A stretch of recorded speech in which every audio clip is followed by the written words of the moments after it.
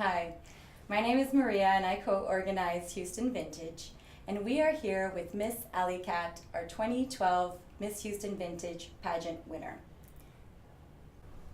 That was me, yeah.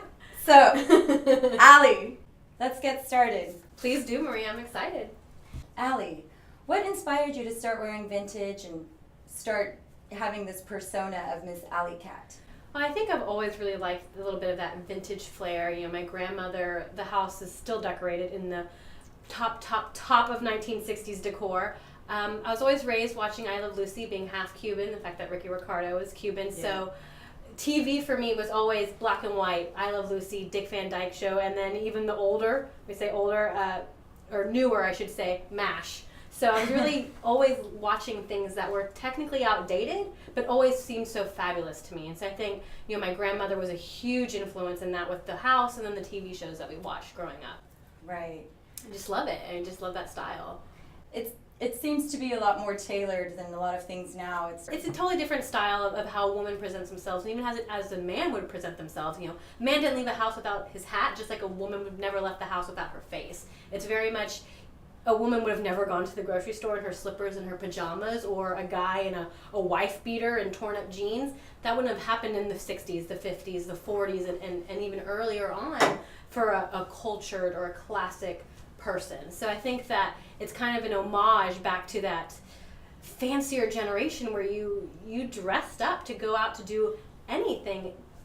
Even just staying at home, a woman would still wear curlers for when her husband got home for dinner. She'd have it ready on the table, her hair would be perfectly done, her earrings would be matching her this, would be wearing her that. It was all very put together, and I think that's something that you don't always see nowadays. So true. You obviously like to wear vintage, and you go thrifting and probably a lot of different stores and markets to find these treasures.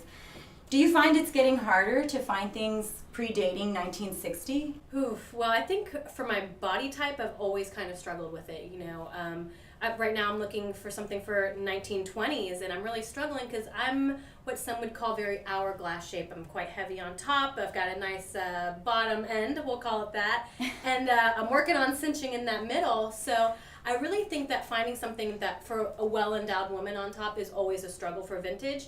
But like I said, looking for that 20s, that straight shift dress doesn't work for my body, doesn't work for my style. You know, I found that finding something 50s with that nice cinched-in waist, but then finding room in the top doesn't always work out. So, you know, there's times when I've committed what might be called vintage murder, where I've had to take something larger and bring it down to my size so that it fits here, and then I can make it fit here, and then I'm kind of short, so I tend to have to take things that are really, really long and hike it up a little bit so I can show some legs. So I think that for my body shape, it's always a struggle.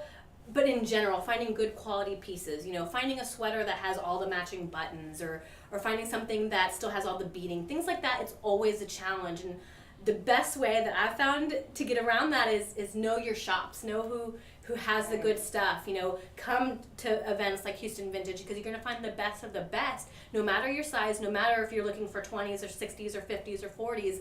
You can really start to learn in your community the places to go and the best places to get the right things. I agree. Yes, it is very good to have a clear understanding of where it is you can get some really good finds. Absolutely, yeah. As we're talking about Houston Vintage, why don't you tell us a little bit about what you may have been thinking last year when you were crowned, maybe what you were thinking right before when you and the other girls were lined up. What was going through your mind?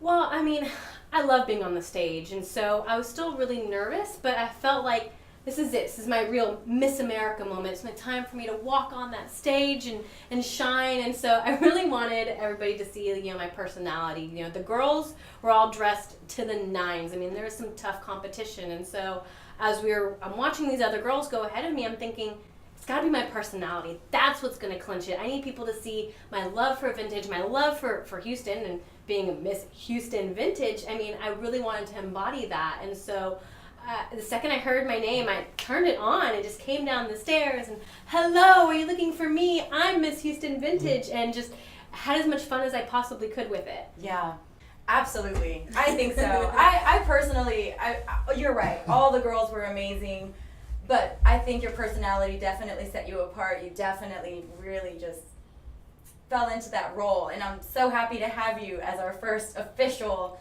Miss Houston Vintage, because you do really embody that persona. Well, and it was an honor. I mean, it was really awesome to get to wear, my sash to event openings. We were, I was in the Pride Parade with the Benefit Betties, and I'm on the float, and one of the news stations caught a picture of me going, throwing out something out to the audience, and I've got my sash on. I'm wearing a little vintage bathing suit, this little sailor hat. I think it was really awesome to kind of go and be a part of the community, and people go, Houston Vintage, what's that? Oh, let me tell you about Houston Vintage, right? Okay? And then go into this whole conversation about, we have a great vintage scene in Houston. Have you been to the Heights? Have you been to this shop? Have you gone here? Have you met this person? And it really kind of opened up the door for people to learn more about the community that we have through maybe not the most obvious of channels, like a Pride Parade or a store opening or a car show, things like that.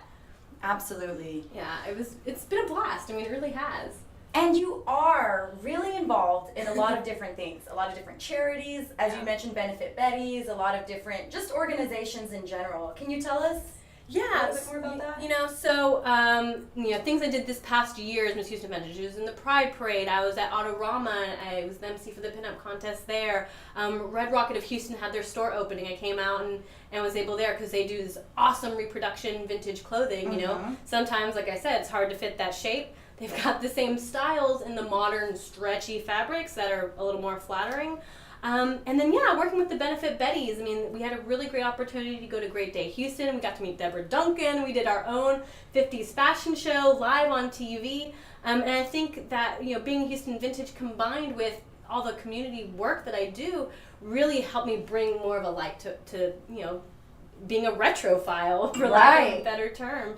And so, Benefit Betties, we're a nonprofit. We're a bunch of pinup girls, and we run the gamut from, early 20s into the 40s, any size you want, from a size 0 to a size 14. You've got every kind of girl, every kind of ethnicity, and all we want to do is enjoy a little vintage, have a little bit of fun, give back to the community. I always say we're doing good while looking good. Oh, that's best. And so, as a president and founder, I really try to make sure I'm embodying that every day, giving back to the community and looking good while I do it.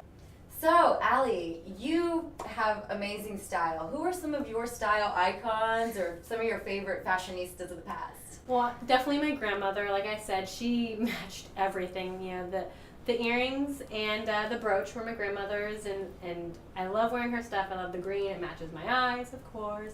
My grandmother just had it all, and she also incorporated some of the traditional Cuban flair into it. So I love the flamingo dresses and the ruffles that came with the flamenco and some castanets, stuff like that. Yeah. And then Rita Hayworth. I love Rita Hayworth. I have a couple of images that I've actually tried to recreate some of her iconic poses. The hair, of course, I love. But one thing I really liked about Rita Hayworth is she's like me. She's very light-skinned. She's actually of Spanish descent. And so a lot of people don't know that about her. Her real name was Carmen. And some people don't know about me. My real name's Alejandra because I'm 100% Hispanic. And so I really feel like Rita Hayworth's like me. She had lighter hair, lighter eyes, lighter skin, but she was Hispanic. And so it's kind of like, that's like me. I'm just like that. Right. Nice. Well, it's always nice to have people who you can relate to, even if they don't know you personally. Absolutely. It's like just a matter of relating and having good inspiration and just ideas. And she is inspiration for me. I just love looking at her images and just her hair was just always so fabulous. So I love Rita Hayworth. Everyone from that era, though, right? I don't know how they did it. I know. It literally took me an hour to curl my hair, and then being in Houston, the humidity, forget it. Like, right. When you have curls like this, you have to like shellac them or something to keep them from falling when you step outside. Aquanet times 20 for sure. Exactly. So are these some of your favorite? What are some of your favorite vintage pieces? Yeah, definitely. Like I said, the earrings and the brooch. It's just my grandmother's. I loved wearing it. There's pictures of her that I have of her wearing it. So it's two of my favorite pieces, and then of course my engagement ring. Not really sure the story about it. We've been told 1920s, but it's definitely vintage. Definitely showcases who I am. And plus, it's big and shiny. And what girl doesn't love a big, shiny piece of vintage jewelry? So true. So true. It's beautiful. It's gorgeous. Thank you. He did a good job. Yeah, he did. Yeah. Very lucky guy. Well, Allie, thank you so much for participating in Houston Vintage, Yeah. for being Miss Houston Vintage, for being just such a beautiful representation of our organization and community in general. I love Houston Vintage. Benefit Betties have been part of it the first 2 years in a row. Yes. We're really glad to be here for the third time.